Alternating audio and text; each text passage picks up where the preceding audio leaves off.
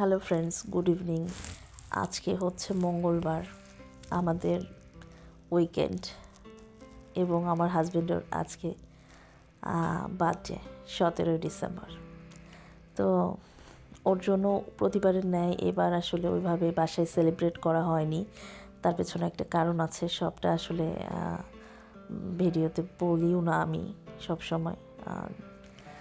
আর ও ভেবেছিল এবার হয়তো বা স্পেশালভাবে কোনো কিছু করছিও না, তাকে কিছু দিবও না, এরকম একটা। তো যাই হোক, আমি আমার ননদ আমরা সবাই মিলে আসলে আজকের ডেটা স্পেশাল করার জন্য আমরা আজকে ডিনারের একটা আয়োজন করি, একটা রেস্টুরেন্টে যাই। আর এই কেকটা আমরা আগে থেকে অর্ডার করেছিলাম। তো কেক এখানে যখন কেকটা আমি ওপেন করি তখন আমি ভুলে গিয়েছি যে একটা ক্যান্ডেল আনা প্রয়োজন ছিল। তখন আমরা রেস্টুরেন্ট থেকে একটা ক্যান্ডেল নিই, যেটা ইউজ করা ক্যান্ডেল ছিল। ওইটারকে অনেক অনেক ধন্যবাদ এরকম একটা ক্যান্ডেল আমাদেরকে দেওয়ার জন্য, সাথে একটা লাইটারও দিয়েছিল।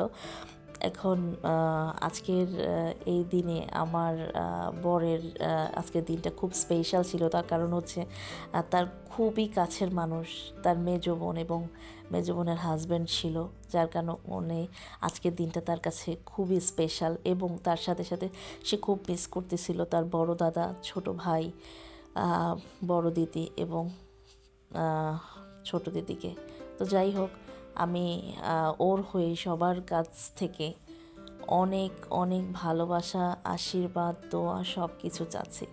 আর আর আমার লাইফে এরকম একটা মানুষকে দেওয়ার জন্য ভগবানের কাছে আমি চিরকৃতজ্ঞ।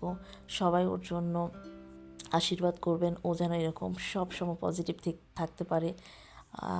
কারণ ও এমন একজন মানুষ, সবসময় হাসি খুশি থাকতে ভালোবাসে, নেগেটিভটাকে সবসময়ের জন্য পেছনে ফেলে রাখে এবং সবাইকে সে বলে যে খারাপ জিনিসটা সবসময় যেন ভুলে গিয়ে ভালো জিনিসটাকে সবসময় সামনে রাখে। তো যাই হোক, আমার আসলে আজকের এই দিনটা আমার কাছে খুবই স্পেশাল ছিল। তো সারাদিন ওইভাবে কিছু করতে পারিনি, আমি অসুস্থ ছিলাম যার কারণে।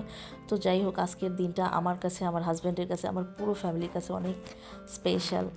আপনারা সবাই আমার হাজব্যান্ডের জন্য আশীর্বাদ করবেন, ভালো থাকবেন সবাই। Good night.